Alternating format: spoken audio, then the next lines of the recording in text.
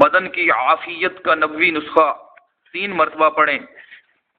اللہم عافنی فی بدنی، اللہم عافنی فی سمعی، اللہم عافنی فی بصری، لا الہ الا انت،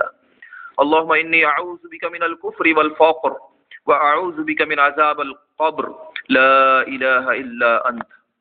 اللہم عافنی فی بدنی، اللہم عافنی فی سمعی، اللہم عافنی فی بصری، لا الہ الا انت، اللہم انی اعوذ بک من الکفر والفقر واعوذ بک من عذاب القبر، لا الہ الا انت، اللہم عافنی فی بدنی، اللہم عافنی فی سمعی، اللہم عافنی فی بصری، لا الہ الا انت، اللہم انی اعوذ بک من الکفر والفقر واعوذ بک من عذاب القبر، لا الہ الا انت۔ ترجمہ: اے اللہ میرے بدن کو درست رکھیے اور میرے کان